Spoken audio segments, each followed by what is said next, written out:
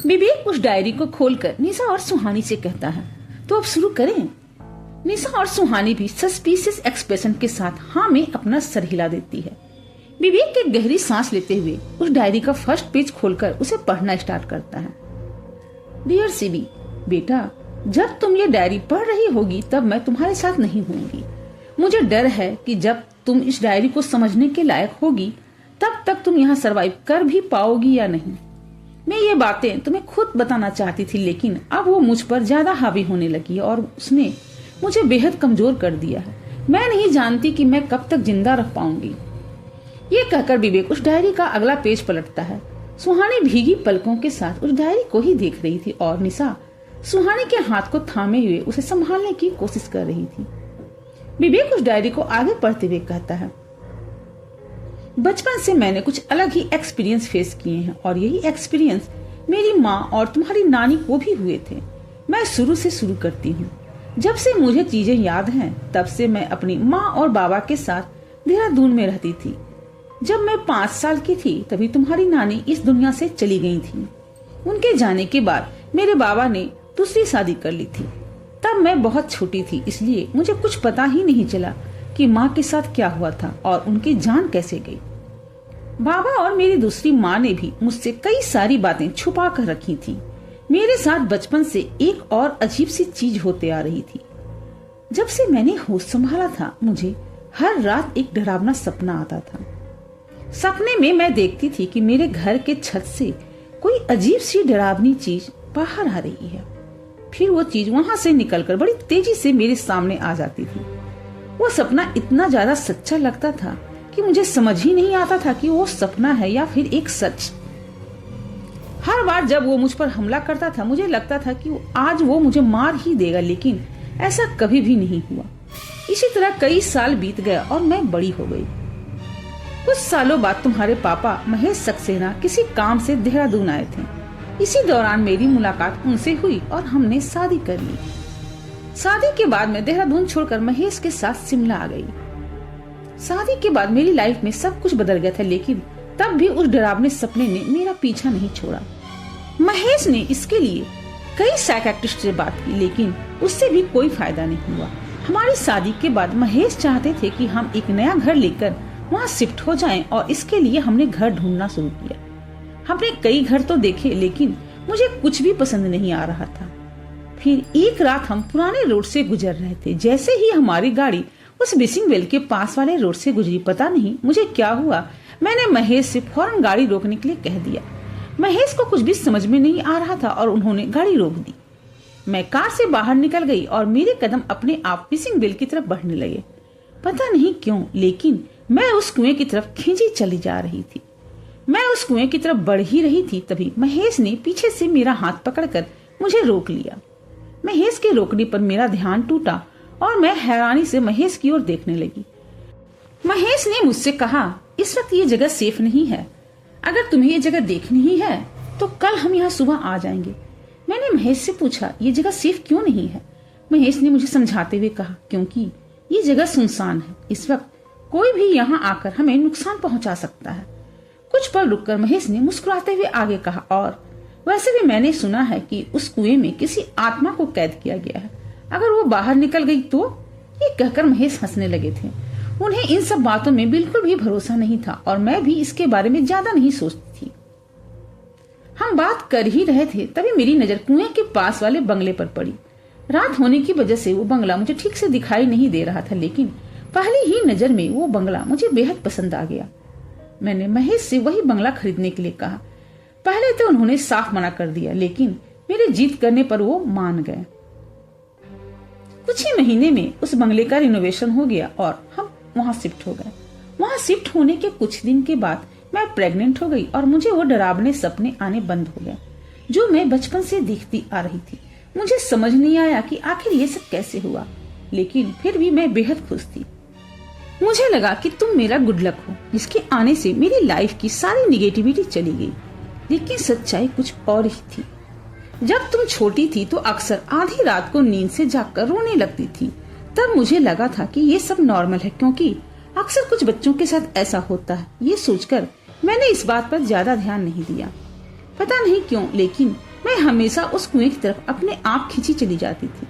मैं हर रात महेश के सोने के बाद उस कुएं के पास जाती और काफी देर तक बस उसे ही निहारती रहती थी। जब कभी तुम रात को जागती और मुझे कहीं जाने नहीं देती थी तो मैं तुम्हें भी अपने साथ वहां ले जाती थी। धीरे धीरे जब तुम बड़ी होने लगी तब तुमने मुझे बताया कि हर रात तुम्हें भी वही सपने आते हैं जो बचपन से मुझे आते थे। ये सुनकर मैं हैरान रह गई थी और फिर मुझे समझ आया कि मेरे प्रेग्नेंट होने के बाद वो सपने आने इसीलिए बंद हो गए क्योंकि वो मनहूसियत मुझसे तुम तक जा चुकी थी। अब तक मुझे मेरे वो सपने कोई साइकोलॉजिकल प्रॉब्लम लगते थे, लेकिन अब मुझे शक होने लगा कि बात कुछ और ही है। मैंने महेश से इस बारे में बात करने की कोशिश की, लेकिन वो इन सब बातों में विश्वास नहीं करते थे और उन्होंने मेरी बात नहीं मानी। जब मुझे कुछ समझ नहीं आया तो मैं बाबा से मिलने का बहाना बनाकर देहरादून चली गई। मुझे यकीन था कि बाबा को इस बारे में जरूर कुछ पता होगा। जब मैंने बाबा से सवाल किया तो उन्होंने मेरे सारे सवालों को टालने की कोशिश की। शायद वो उस पुराने वक्त को याद नहीं करना चाहते थे, लेकिन मेरे जोर देने पर उन्होंने मुझे माँ के बारे में बताया। बाबा ने बताया कि माँ को भी पहले वही सपने आते थे जो मैं बचपन से देखती आ रही थी और प्रेग्नेंट होने के बाद उन्हें भी वो सपने आने बंद हो गए थे। बाबा ने मुझसे ये भी कहा था कि माँ और मुझ में ऐसा कुछ तो है कि कुछ अच्छी और बुरी शक्तियां अक्सर हमारी तरफ आकर्षित हो जाती हैं। शायद माँ की मौत की भी यही वजह रही थी। ये कहते हुए विवेक चुप हो जाता है और अपना मुंह बनाकर उस डायरी की ओर देखने लगता है। विवेक के आगे कुछ न कहने पर सुहानी कहती, क्या हुआ, बस इतना ही लिखा है? विवेक उस डायरी को देखते हुए कहता, नहीं, लिखा तो और भी है, लेकिन अब कुछ समझ में नहीं आ रहा है। राइटिंग धीरे धीरे खराब होती जा रही है। शायद उस वक्त आंटी की हालत भी खराब हो रही थी, इसीलिए वो ठीक से लिख नहीं पा रही थी। निशा विवेक से उस डायरी को लेकर कहती, दिखाओ, आगे मैं पढ़ने की कोशिश करती हूँ। विवेक कहता, जब मैं इस राइटिंग को नहीं समझ पा रहा हूँ तो तुम्हें ये कैसे समझ में आएगी?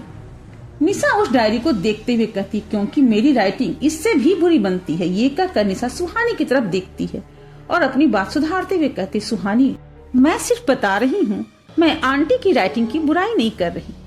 इस पर सुहानी कहती है, तू आगे तो पढ़। निशा डायरी आगे पढ़ते हुए कहती है, बाबा से बात करने के बाद मुझे समझ में आ गया था कि जो हमारे साथ हो रहा है वो नॉर्मल नहीं है। मुझे वो सपने आना जो माँ को आते थे और उन्हीं सपनों का तुम तक पहुँचना, मेरा उस मिसिंग गर्ल की तरफ अट्रैक्ट होना, ये सब कोई इत्तेफाक नहीं हो सकता।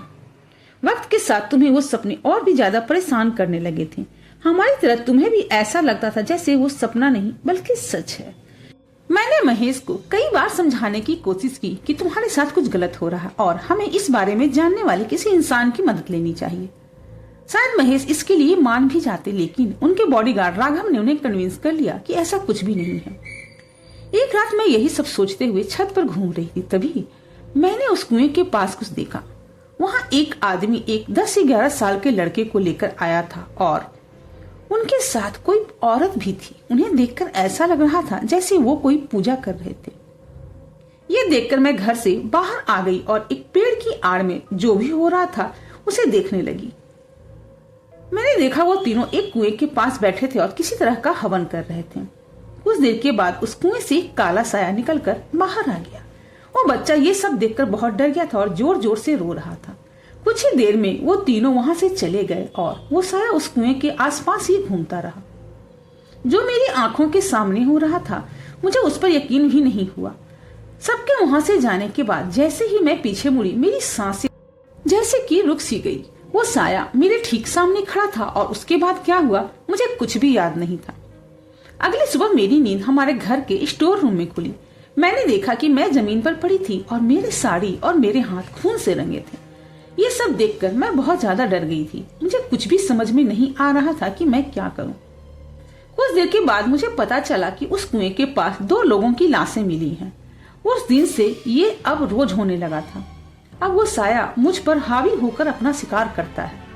अब महेश को भी इस बारे में पता चल गया है और उन्होंने मुझे तुमसे दूर कर दिया है। मेरा शरीर अब कमजोर होता जा रहा है। मुझे नहीं लगता कि मैं ज्यादा दिन उसे अपने शरीर में झेल पाऊंगी। वो मुझे जल्द ही मार देगी।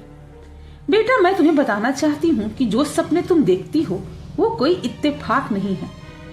और हाँ, हम में कुछ तो ऐसा है कि सिर्फ बुरी शक्तियां ही नहीं बल्कि हर तरह की शक्ति हमारी तरफ अट्रैक्ट होती हैं। क्यों, ये तो मैं भी नहीं जानती। अगर तुम ये डायरी पढ़ रही हो तो तुम्हें ही इसका पता लगाना होगा। अगर तुमने भी इसे खत्म नहीं किया तो ये हमारी आगे की पीढ़ी को भी इसी तरह खत्म करता जाएगा। ये कहकर निशा भी चुप हो जाती और उस डायरी का पेज पलटा कर कहती, यार आगे के 2 पेज तो मुझसे भी नहीं पढ़े जा रहे हैं। राइटिंग अब सच में समझ में नहीं आ रही है। निशा के कहने पर सुहानी फौरन उसके हाथ से वो डायरी लेकर उसे बड़े गौर से देखने लगती है। सुहानी को भी वो डायरी में लिखा हुआ कुछ भी समझ में नहीं आ रहा था। ये देखकर सुहानी उस डायरी को बंद कर देती है। विवेक संजीदगी के साथ कहता है, इसका मतलब जब उस तांत्रिक ने युवराज सर का इस्तेमाल करके मृदुला को आजाद किया था तब शायद आंटी वहीं पर थी और शायद इसी वजह से मृदुला आंटी पर हावी होती थी। निशा विवेक की बात को काटते हुए कहती, सिर्फ यही वजह नहीं है। अभी मैंने पढ़ा ना, शक्तियां सुहानी और आंटी की तरफ अट्रैक्ट होती हैं और सुहानी के केस में हमने ये खुद देखा है। सुहानी कुछ सोचते हुए कहती, लेकिन मेरे साथ ही ऐसा क्यों होता है? मेरे पास तो किसी भी तरह के कोई पावर्स भी नहीं है। निशा कुछ याद करके कहती है, मेरे हिसाब से इसका जवाब सिर्फ वही दे सकता है। सुहानी और विवेक क्यूरियस होकर एक साथ कहते हैं, कौन? निशा पीछे काउच पर टेकते हुए कहती, वो साया। और कौन? तुम्हें याद नहीं क्या? वो साया सुहानी के पास आते ही इसे पहचान गया था और उसने तो ये डायरी भी नहीं पढ़ी थी, तो टेक्निकली वही हमें सब कुछ बता सकता है। विवेक चिढ़ते हुए कहता है, तो तुम क्या कहना चाहती हो कि हम उस साया से जाकर पूछें? अगली बार वो डायलॉग डिलीवरी नहीं करेगा, सीधा हमें मार देगा। सुहानी कहती है, उसने कहा था कि मेरा अस्तित्व संभव नहीं है। इसका क्या मतलब हो सकता है? निशा अब चिढ़ते हुए वहां से उठ जाती है और इरिटेट होकर कहती, यार पिछले 4 साल से मेरी लाइफ बुझो तो जाने जैसी हो गई है। यहाँ एक पजल सॉल्व होता नहीं कि दूसरा सामने आ जाता है। विवेक कहता है, मुझे लगता है कि हमें सुहानी के नाना जी को ढूंढना चाहिए। अगर वो अब भी जिंदा होंगी तो हमें जरूर कुछ और इन्फॉर्मेशन मिल जाएगी। शायद उनसे मिलकर आंटी का कुछ और भी पता चला हुआ होगा। लेकिन आंटी की हालत इतनी ज्यादा खराब थी कि वो ज्यादा कुछ लिख नहीं पाई होंगी। सुहानी परेशान होकर कहती है, इसके लिए हमें देहरादून जाना होगा और युवराज सर सिर्फ हम तीनों को वहां नहीं जाने देंगे। निशा सुहानी से कहती है, तू उसकी फिक्र मत कर। अगर तेरे नाना जी जिंदा हैं और चलने फिरने की हालत में होंगे तो 2 दिन के अंदर वो शिमला में होंगे। दूसरी तरफ युवराज अपने ऑफिस में था। वो अपनी चेयर में आंखें बंद किए हुए पीछे टेक कर बैठा था। उसके कान में ब्लूटूथ लगा हुआ था। युवराज उन तीनों की सारी बातें सुन रहा था। युवराज को अब तक सब समझ में आ गया था कि कोई भी गार्ड सुहानी पर नजर नहीं रख सकता, तो सुहानी की सिक्योरिटी और उस पर नजर रखने के लिए कल रात युवराज ने सुहानी के सोने के बाद उसके सारे रिस्ट वॉचेज में एक छोटा सा माइक्रोफोन और एक ट्रैकर फिट कर दिया था और उसी की मदद से युवराज सुहानी, निशा और विवेक की सारी बातें सुन पा रहा था। युवराज अपना फोन निकालकर किसी को कॉल करता और कहता है, महेश सक्सेना की वाइफ अवंतिका सक्सेना के डैड देहरादून में रहते थे, उनके बारे में पता करो और अगर वो जिंदा हैं तो कल तक वो यहाँ होने चाहिए। ये कहकर युवराज फोन कट कर देता है। युवराज खुद से कहता है, वो साया 1000 सालों से अपनी साधना में था, तो फिर वो सुहानी को कैसे पहचानता है? आखिर सुहानी है कौन? और उस रात पद्मिनी बेहोश होने से पहले सुहानी के बारे में मुझसे क्या कहना चाहती थी? युवराज अभी ये सोच ही रहा था, तभी उसे ब्लूटूथ पर निशा की आवाज सुनाई देती है। निशा सुहानी से कहती है, क्या हुआ सुहानी, तू उदास क्यों लग रही है? सुहानी निशा के सवाल को टालते हुए कहती, कुछ नहीं। निशा सुहानी पर दबाव डालकर कहती है, तेरे चेहरे पर लिखा है कि कोई बात है जो तुझे परेशान कर रही है। इस पर सुहानी उदास होकर कहती है, डायरी में लिखा है कि शक्तियां मेरी तरफ अट्रैक्ट होती हैं, तो क्या अब तक मेरे और युवराज सर के बीच जो भी था वो सिर्फ इसी वजह से था? सुहानी की बात सुनकर युवराज का मूड भी काफी खराब हो जाता है। सुहानी का ऐसा कहना युवराज को बिल्कुल अच्छा नहीं लगता। सिर्फ वही जानता था कि वो सुहानी से कितना प्यार करता था और सुहानी का उसके प्यार को सिर्फ शक्तियों के लिए अट्रैक्शन समझना बहुत बुरा लगता है। विवेक सुहानी की बात से असहमत होकर कहता, नहीं सुहानी, यहाँ तुम गलत सोच रही हो। युवराज सर को देखकर कोई भी सेंसिबल इंसान बता सकता है कि वो तुझसे कितना प्यार करते हैं। आई नो वो ये सो नहीं करते, लेकिन इसके पीछे भी जरूर कोई वजह रही होगी। निशा विवेक की बात को काटते हुए कहती, अच्छा मुझे तो ऐसा नहीं लगता। विवेक एक स्माइल के साथ कहता, मैंने सेंसिबल इंसान कहा था और सेंसिबल तो तुम। ये कहकर विवेक चुप हो जाता है। विवेक की बात सुनकर निशा चिढ़ते हुए सुहानी से कहती, सुहानी तू ना युवराज सर को डंप कर दे, मैं तेरे लिए उनसे भी अच्छा लड़का ढूंढ लूंगी। ये जो सुपर ह्यूमन टाइप के लोग होते हैं ना, उनके पार्टनर्स हमेशा सफर करते हैं। वो अपने साथ साथ अर्नब सर को भी देख ली, वो बेचारे समायरा को कितने प्यार से हैंडल करते हैं, लेकिन वो उन्हें भाव ही नहीं देती। इसके बाद निशा विवेक को घूरते हुए कहती है, और इसे देख, जब से इसे भैरवनाथ के पावर्स मिले हैं ये कुछ ज्यादा ही हवा में नहीं उड़ रहा है।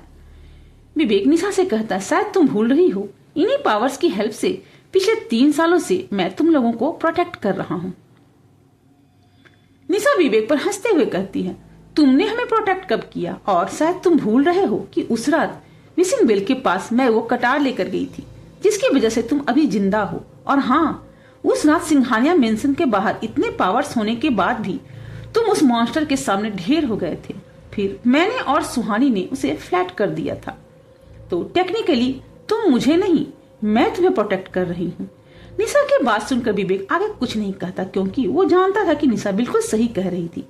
जब भी वो लोग किसी प्रॉब्लम्स में फंसते थे, निशा किसी भी तरह से उन्हें बाहर निकाल लेती थी। विवेक को चुप कराने के बाद निशा अपना फोन बाहर निकालकर उस डायरी के लास्ट के 2 पेजेस के फोटो ले लेती है। ये देखकर सुहानी कहती, निशा ये तो क्या कर रही है? निशा फोटोज क्लिक करके कहती है, मैंने हमारे क्लास के बहुत सारे बैक बेंचर्स को हायर किया है। शायद उनमें से कोई एक पढ़कर बता दे कि इनमें क्या लिखा है। कोई इंटेलिजेंट इंसान तो डेफिनेटली इसे नहीं पढ़ सकता। विवेक अपना मुंह बनाते हुए कहता है, निशा हमारी कंपनी में हम सिर्फ बेस्ट एम्प्लॉयज हायर करते हैं, तुमने हमारे कॉलेज के बैक बेंचर्स को क्यों हायर किया है? निशा कहती, तुम्हें क्या लगता है मेरे खबरी कौन है जो टाइम पर हर इंफॉर्मेशन हम तक पहुंचा देते हैं? तुम जैसे पढ़ाकू लोग ये रिस्की काम कभी नहीं कर सकते। निशा का जवाब सुनकर विवेक फिर से खामोश हो जाता है और पास बैठे सुहानी से धीरे से कहता है, आज ये अटैकिंग मोड पर क्यों है? सुहानी नाम में अपना सर हिलाते हुए कहती, पता नहीं। युवराज अपने ऑफिस में निशा, सुहानी और विवेक की ये सारी बातें सुन ही रहा था। तभी उसके ऑफिस का डोर खुलता और समायरा अंदर आ जाती है। युवराज ने समायरा को सीसीटीवी फुटेज में आते हुए देख लिया था, इसलिए समायरा को देखकर उसे कोई हैरानी नहीं होती।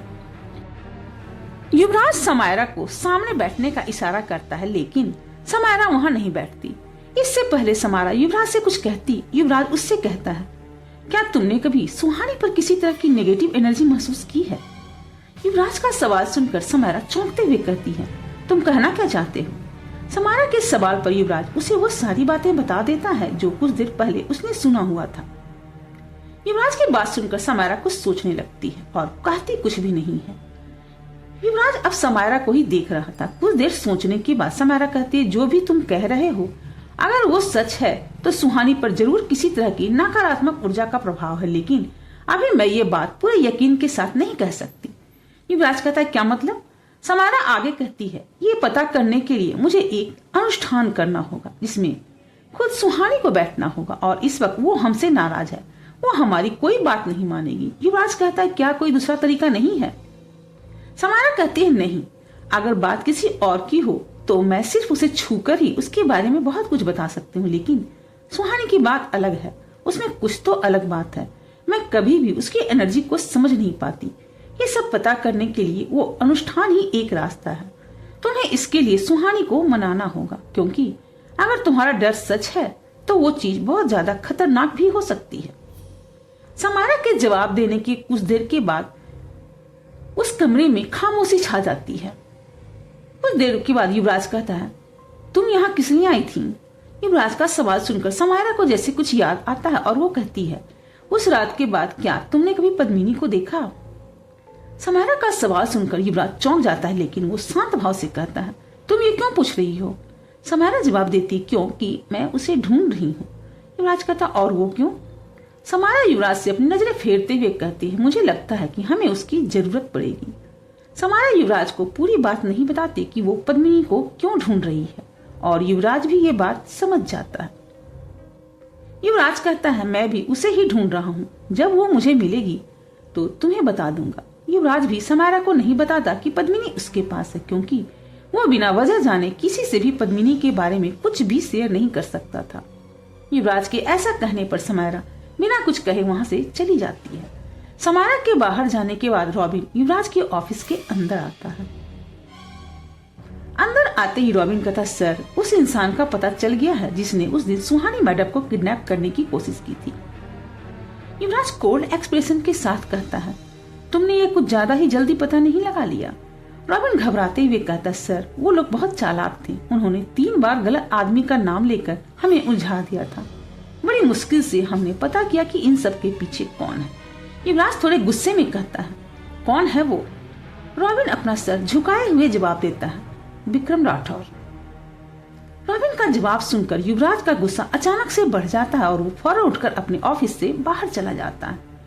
रॉबिन युवराज को रोकने की कोशिश भी नहीं करता क्योंकि उसे पता था कि यहाँ बात सुहानी की है। युवराज अब किसी के भी रोकने से रुकने वाला नहीं है। कुछ ही देर में युवराज की कार राठौर इंडस्ट्रीज के बाहर रुक जाती है और युवराज गुस्से में कार से बाहर निकलता है। युवराज को वहां देखकर सभी लोग हैरान रह जाते हैं क्योंकि सिद्धार्थ की मौत के बाद से विक्रांत राठौर ने युवराज की कंपनी से अपने सारे कनेक्शन तोड़ लिए थे। उन्हें लगता था कि उनके बेटे सिद्धार्थ की मौत के पीछे युवराज का हाथ है क्योंकि जिस दिन से सिद्धार्थ गायब हुआ था उसी दिन युवराज पागलों की तरह सिद्धार्थ को ही ढूंढ रहा था। युवराज बिना किसी पर ध्यान दिए बड़ी तेजी से ऑफिस के अंदर चला जाता है। वैसे तो वहां बहुत से गार्ड्स थे लेकिन युवराज का गुस्सा देखकर किसी की भी उसे रोकने की हिम्मत नहीं हो रही थी। युवराज को भी अभी अंदाजा नहीं था कि आज उसका सामना किससे होने वाला है। युवराज ऑफिस के रिसेप्शन के पास आकर रिसेप्शनिस्ट से कहता है, विक्रम राठौर कहाँ है? युवराज का गुस्सा देखकर वहां बैठा रिसेप्शनिस्ट भी डर जाता है और उसके मुंह से कुछ भी नहीं निकलता। उसे समझ में नहीं आ रहा था कि वो अब क्या करे। अगर वो विक्रम के बारे में युवराज को कुछ भी बताता है तो उसकी जॉब जाने का खतरा था और अगर वो युवराज से कुछ नहीं कहता तो उसकी जान जाने का खतरा था। रिसेप्शनिस्ट के जवाब ना देने पर युवराज गुस्से में उसका कॉलर पकड़कर उसे अपनी तरफ खींच लेता है। युवराज के ऐसा करने पर रिसेप्शनिस्ट की आधी बॉडी उसके सामने रखे डेस्क पर चढ़ जाती है। युवराज गुस्से से उसे घूरते हुए कहता, मैंने पूछा विक्रम राठौर कहाँ है? अब तक डर से उस रिसेप्शनिस्ट की हालत बहुत खराब हो चुकी थी। अब उसे अपनी जान अपनी जॉब से ज्यादा कीमती लग रही थी। वो हकलाते हुए युवराज से कहता, सर, वो विक्रम सर कॉन्फ्रेंस रूम में है। रिसेप्शनिस्ट का जवाब सुनकर युवराज उसका कॉलर छोड़ देता और वो नीचे जमीन पर गिर जाता है। युवराज अब कॉन्फ्रेंस रूम की तरफ बढ़ता है। थोड़ी ही देर में युवराज वहां पहुंचकर जोर से कॉन्फ्रेंस रूम का दरवाजा धकेलता है और एक तेज आवाज के साथ वो दरवाजा खुल जाता है। कॉन्फ्रेंस हॉल के अंदर काफी लोग बैठे थे और वहां कोई प्रेजेंटेशन चल रहा था। सभी वहां इस तरह से युवराज को देखकर हैरान रह जाते हैं। इस वक्त युवराज की नजरें वहां बस विक्रम को ही ढूंढ रही थी और अगले ही पल उसकी नजर विक्रम पर जाकर रुक जाती है। युवराज को वहां गुस्से में देखकर विक्रम भी काफी घबरा जाता है और वो खुद को शांत करने की कोशिश करने लगता है। युवराज गुस्से से विक्रम को घूरते हुए ऊंची आवाज में कहता, everyone get out right now. वहां बैठा हर इंसान युवराज दीवान को बहुत अच्छे से जानता था और किसी की भी इतनी हिम्मत नहीं थी कि वो युवराज की बात को टाल सके। वो सभी जितनी जल्दी हो सकता था उतनी जल्दी कॉन्फ्रेंस रूम से बाहर चले जाते हैं। युवराज अभी भी दरवाजे के पास ही खड़े होकर विक्रम की ओर घूर रहा था। सभी के बाहर जाने के बाद युवराज तेजी से विक्रम की तरफ बढ़ता है। युवराज को इतने गुस्से में अपने पास आते देख विक्रम का डर बढ़ता जा रहा था और उसके कदम पीछे हट रहे थे। विक्रम की आंखों के सामने वो सीन चल रहा था जब युवराज ने उसे सिद्धार्थ के शरीर से बाहर निकाल दिया था और उस दर्द के बारे में सोचकर ही विक्रम की रूह कांप रही थी। अगले ही पल युवराज विक्रम के सामने खड़ा होता है और गुस्से में उसका कॉलर पकड़कर उसे अपनी तरफ खींच लेता है। युवराज विक्रम से कुछ कहने ही वाला होता है लेकिन विक्रम को छूते ही वो शॉक रह जाता है। अब युवराज को सारी बातें अपने आप समझ आ जाती हैं कि आखिर विक्रम ने सुहानी को किडनैप करने की कोशिश क्यों की थी। युवराज की हैरानी देखकर विक्रम के चेहरे पर एक गजब की स्माइल आ जाती है और वो कहता है, क्या हुआ, चौंक गए? विक्रम के ऐसा कहते युवराज की आंखें लाल हो जाती है। युवराज का गुस्सा और उसकी लाल आंखें देखकर विक्रम की जैसी सांसें ही रुक जाती है। उसे समझ आ जाता है कि युवराज उसे अब हद से ज्यादा तड़पाकर उस शरीर से भी अलग कर देगा। वो अपने मन के डर को छुपाते हुए उसी मुस्कुराहट के साथ कहता है, क्या बात है, अब तुम्हारी शक्तियां तुम्हारे बस में आने लगी हैं।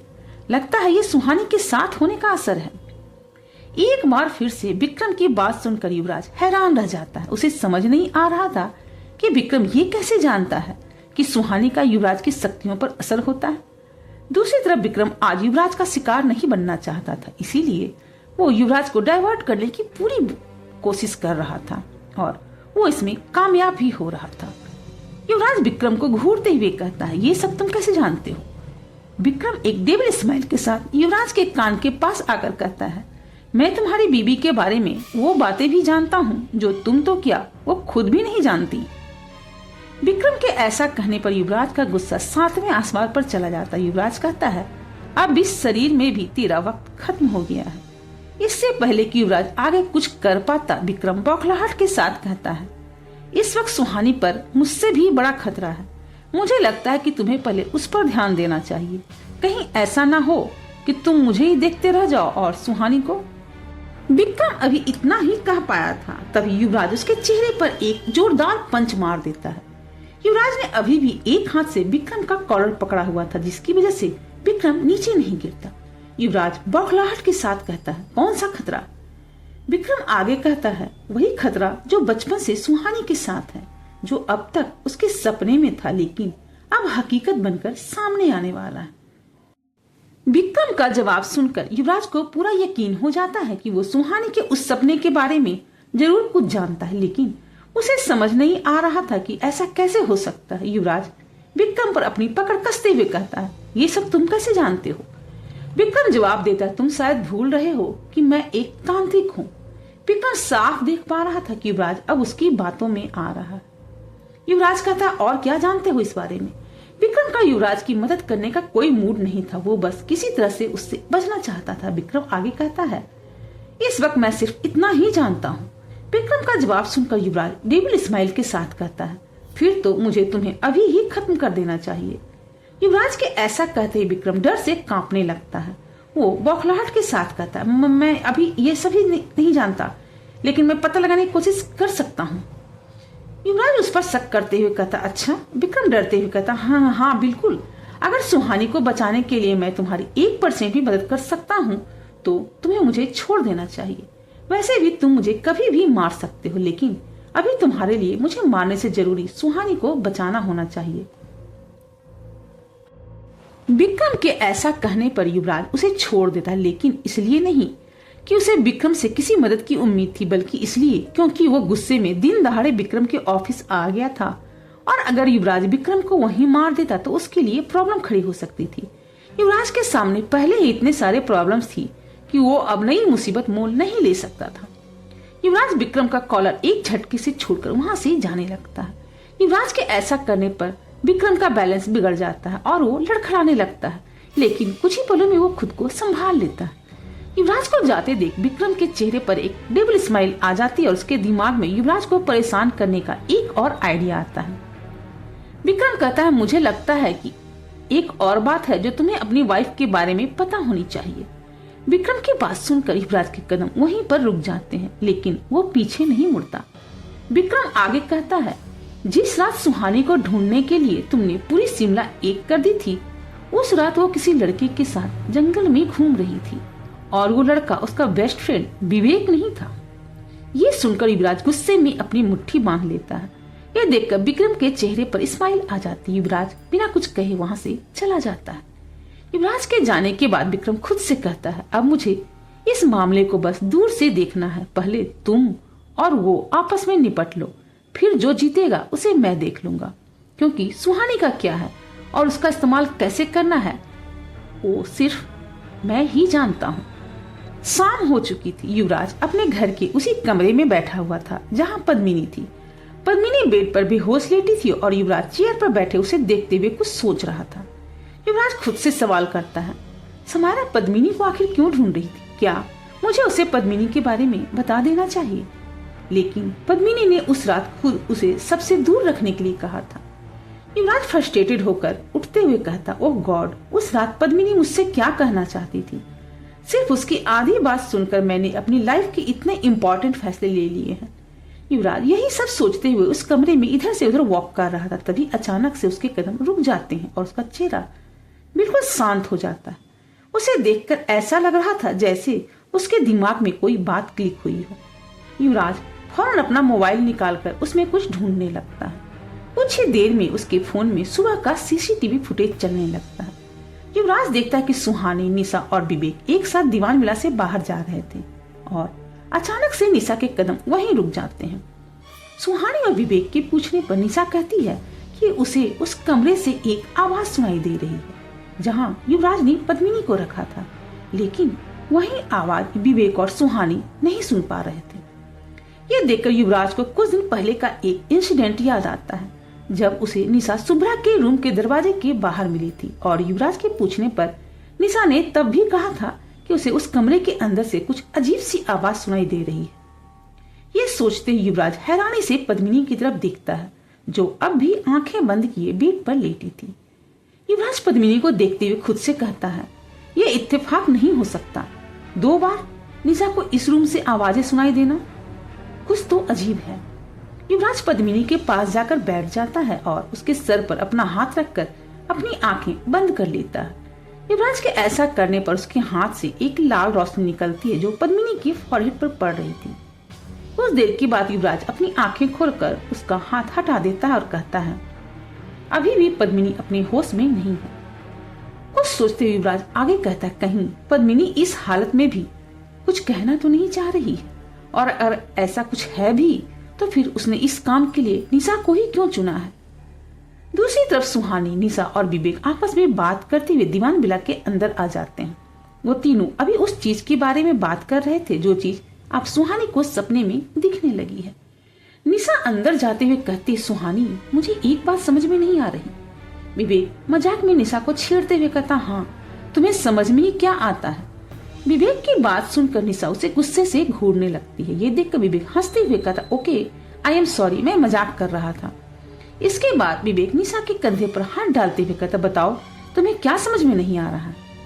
निशा विवेक से नजरें फेरते हुए सुहानी से कहती है, सुहानी कुछ डायरी में लिखा था कि तुझे वो डरावने सपने बचपन से ही आते हैं, लेकिन तूने तो बताया कि तुझे वो सपना अभी अभी दिखना शुरू हुआ है। सुहानी कुछ सोचते हुए कहती है, निशा बोल तो तू ठीक रही है, मैंने ये सपना अभी सिर्फ 2 बार ही देखा है। इससे पहले भी मुझे रात में डरावने सपने आते थे, लेकिन सुबह उठते ही मैं ज्यादातर चीजें भूल जाती थी। हो सकता है कि ये चीजें मैं पहले भी देखती थी, लेकिन जागने पर मुझे याद नहीं रहता था। निशा अपना मुंह बनाकर कहती है, लेकिन ऐसा कैसे हो सकता है। विवेक कहता है, वैसे इसका जवाब मेरे पास है। ये सुनकर निशा और सुहानी सवालिया नजरों से विवेक को देखने लगते हैं। विवेक आगे कहता है, शायद तुम दोनों ही भूल रही हो कि उस अघोरी ने सुहानी की सारी मेमोरी मिटा दी थी। हो सकता है ऐसा करने की एक वजह ये भी रही होगी कि वो तुम्हें प्रोटेक्ट करने की कोशिश कर रहे थे।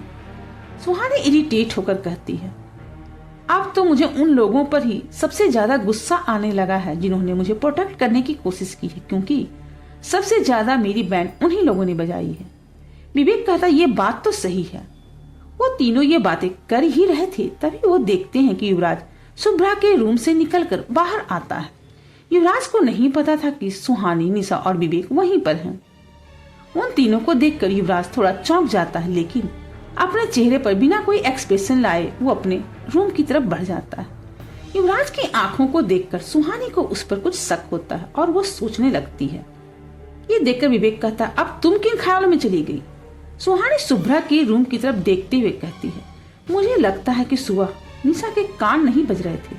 उस रूम में जरूर कुछ न कुछ है। निशा भी सुहानी से सहमत होकर कहती, एग्जैक्टली जब भी हम उस रूम के आसपास होते हैं युवराज सर वहां टपक जाते हैं। सुहानी और निशा की बातें विवेक को भी सोचने पर मजबूर कर देती हैं। सुहानी आगे कहती है, लगता है हमें एक बार फिर से उस कमरे की तलाशी लेनी होगी। दूसरी तरफ युवराज ने अभी भी अपने कानों में ब्लूटूथ लगाया हुआ था। सुहानी की बात सुनकर उसके चेहरे पर एक हल्की स्माइल आ जाती है और वो कहता है, ऑफ कोर्स माय लव, ये तुम्हारा ही घर है। डिनर करने के बाद सुहानी युवराज के रूम में आती। युवराज अपने बेड पर बैठे हुए कुछ काम कर रहा था। सुहानी उसे इग्नोर करके सीधे वॉशरूम में शावर लेने चली जाती है। काम करते हुए युवराज के दिमाग में विक्रम की कही बात आ रही थी कि कल रात सुहानी किसी लड़के के साथ जंगल में थी। ये बात युवराज को बहुत परेशान कर रही थी। युवराज सुहानी पर शक नहीं कर रहा था, वो अच्छे से जानता था कि चाहे जो भी हो जाए, सुहानी युवराज के अलावा किसी और के बारे में सोच भी नहीं सकती। लेकिन इतनी रात को सुहानी का किसी लड़के के साथ होना युवराज को बहुत अजीब लग रहा था। वो जानना चाहता था कि आखिर सुहानी उस रात किसके साथ थी। युवराज यही सोच रहा था, तभी सुहानी वॉशरूम से बाहर आ जाती और बेड पर बैठकर लैपटॉप में कुछ काम करने लगती है। युवराज के मन में कब से यही सवाल चल रहा था और उसकी नजर बार बार सुहानी पर जा रही थी। सुहानी युवराज को देख तो नहीं रही थी, लेकिन उसे खुद पर युवराज की नजर महसूस हो रही थी। सुहानी युवराज की तरह ही लैपटॉप पर नजर रखे हुए कहती है, आप कुछ कहना चाहते हैं? युवराज कहता है हाँ। सुहानी युवराज को देखकर कहती, कहिए। युवराज कहता है, कल रात तुम जंगल में जिस लड़के के साथ थी वो कौन है? युवराज का सवाल सुनकर सुहानी अब हैरान हो जाती है। उसे अंदाजा भी नहीं था कि युवराज को ये बात पता होगी। सुहानी को अब डर लगने लगा था, क्योंकि उस रात वो युवराज से छिपकर भागने के लिए ही अभिज्ञान के साथ गई थी। उसे समझ नहीं आ रहा था कि वो युवराज को क्या जवाब दे। उसने इस बार सच में युवराज को गुस्सा दिलाने वाला काम किया था। युवराज सुहानी का चेहरा देखकर समझ जाता है कि इस वक्त वो डर रही है। वो सुहानी के पास जाकर उसका लैपटॉप उसके हाथों से ले लेकर बेड पर रख देता है। युवराज सुहानी का हाथ अपने दोनों हाथों में लेकर कहता, सुहानी तुम्हें डरने की कोई जरूरत नहीं है। मैं तुम पर शक नहीं कर रहा, मुझे बस तुम्हारी फिक्र है। तुम जानती हो कि यहाँ क्या हो रहा है और ऐसे में किसी भी इंसान के साथ तुम्हारा इस तरह जंगल में अकेले घूमना सेफ नहीं है। सुहानी फौरन कहती है, मैं उसके साथ घूम नहीं रही थी। सुहानी का जवाब सुनकर युवराज उसे सवालिया नजरों से देखने लगता है, लेकिन सुहानी इससे आगे कुछ भी नहीं कहती। युवराज सुहानी का चेहरा अपने दोनों हाथों में लेकर उसकी आंखों में देखते हुए कहता, आई नो अब तुम मुझ पर ट्रस्ट नहीं करती और तुम गलत भी नहीं हो। जो मैंने तुम्हारे साथ किया है अगर वही मेरे साथ हुआ होता तो मैं भी तुम पर कभी भरोसा नहीं कर पाता। लेकिन तुम टेंशन मत लो, मैं फिर से पहले की तरह तुम्हारा भरोसा जीत लूंगा और फिर तुम खुद मुझे सब कुछ बताओगी। ये कहकर युवराज सुहानी के फोrehead पर एक किस कर देता है और उसकी आंखों में देखते हुए कहता है, अब सो जाओ। युवराज का यह डिसेंट बिहेवियर देखकर सुहानी की हैरानी और भी ज्यादा बढ़ जाती है। उसे लग रहा था कि युवराज अब उसे फिर से डांटेगा, लेकिन युवराज ने ऐसा कुछ भी नहीं किया था। सुहानी बिना कुछ कहे अपने बेड पर लेट जाती है और कुछ ही देर में उसे नींद आ जाती है। रात के 2 बज रहे थे। सुहानी गहरी नींद में सो रही थी और युवराज उसके पास ही बेड पर टेक कर बैठा उसे ही देख रहा था। युवराज ने नोटिस किया था कि अक्सर सुहानी रात के 2 से 3 बजे के बीच में ही डर कर उठ जाती है। युवराज अब सुहानी के सर पर अपना हाथ रख देता है। ऐसे करते ही फिर से युवराज के हाथों से वो हल्की लाल रोशनी सुहानी के फोrehead पर पड़ती है। इस वक्त युवराज की आंखें खुली थी और वो सुहानी की एनर्जी को फील कर पा रहा था। उसमें कहीं भी किसी भी तरह की निगेटिविटी नहीं थी। युवराज आज ये जानने की कोशिश कर रहा था कि वो चीज अब तक सिर्फ सुहानी के सपने में है या जैसा विक्रम ने कहा था कि वो हकीकत बन गई है। कुछ देर तक युवराज इसी तरह सुहानी के पास बैठा रहता और उसे कुछ भी महसूस नहीं होता, लेकिन फिर सुहानी के चेहरे पर डर के भाव आने लगते हैं। सुहानी का चेहरा देखकर युवराज भी अलर्ट हो जाता है और उसे भी अब कुछ महसूस होने लगता है। युवराज को एहसास होता है कि जहां कुछ देर पहले सुहानी की एनर्जी जो बिल्कुल क्लीन थी, उसमें अब कुछ नकारात्मकता आने लगी है। ये एहसास होते ही युवराज समझ जाता है कि जो विक्रम ने कहा था वो बिल्कुल सच है। सुहानी का सपना अब हकीकत में बदल गया। युवराज अब सुहानी के लिए काफी डर जाता है। वो महसूस कर रहा था कि धीरे धीरे सुहानी पर वो निगेटिविटी बढ़ती जा रही थी। जैसे जैसे ये हो रहा था, नींद में ही सुहानी की बेचैनी भी बढ़ रही थी। वो नकारात्मक ऊर्जा इतनी ज्यादा हो चुकी थी कि अब युवराज भी उसे झेल नहीं पा रहा था और धीरे धीरे उसकी आंखें लाल होती जा रही थी। उसका हाथ सुहानी से दूर होने लगा था, लेकिन युवराज ने पूरी ताकत लगाकर अपना हाथ सुहानी के सर पर रखा हुआ था। वो जानना चाहता था कि आखिर वो क्या चीज है और कितनी खतरनाक है। तभी युवराज के हाथ में एक जोर का झटका लगता है और उसका हाथ अपने आप सुहानी से दूर हो जाता है। युवराज को समझ नहीं आ रहा था कि वहां हो क्या रहा है।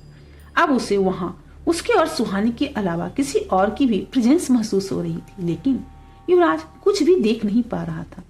वक्त के साथ सुहानी की बेचैनी भी बढ़ती जा रही थी, लेकिन वो भी अपनी नींद से बाहर नहीं आ रही थी। ये देखकर युवराज की फिक्र और उसका गुस्सा बहुत ज्यादा बढ़ जाता है। अब उसकी आंखें पूरी तरह से लाल हो जाती हैं। युवराज एक गहरी सांस लेकर कहता है, बस अब बहुत हो गया। जैसे ही युवराज ये कहता है, एक चीज बड़ी तेजी से उसके सामने से निकल जाती है। अगर कोई नॉर्मल इंसान होता तो उसे देख नहीं पाता, लेकिन युवराज उस चीज को देख लेता है। उस चीज के सामने से गुजरते ही सुहानी जोर से चीखते हुए उठकर बैठ जाती है। बेड पर बैठे हुए सुहानी डर से कांप रही थी और उसकी सांसें बहुत तेज चल रही थी। सुहानी की ऐसी हालत देखकर युवराज फौरन उसके पास जाकर उसे अपनी बाहों में ले लेता है और हैरानी से अपने आसपास देखने लगता है। अब युवराज को ना तो कोई चीज दिखाई दे रही थी और ना ही उसे अब सुहानी के साथ कोई भी निगेटिव एनर्जी फील हो रही थी। युवराज समझ जाता है कि जो कुछ भी अभी उस कमरे में था वो वहां से अब जा चुका है। वहीं दूसरी तरफ दीवान विला के बाहर अभिज्ञान खड़ा था, जो गुस्से से विला को ही घूर रहा था। अभिज्ञान उस विला को घूरते हुए कहता है, वो सिर्फ मेरी है और कोई भी उसे मुझसे दूर नहीं कर सकता। व्यूअर्स, आगे की कहानी को जानने के लिए कृपया मेरे चैनल को लाइक, शेयर और सब्सक्राइब करें और कमेंट करके बताइए कहानी आप कहां से सुन रहे हैं। आपका एक कमेंट और लाइक मुझे मोटिवेट करता है और भी नए एपिसोड लाने के लिए। Thanks for watching.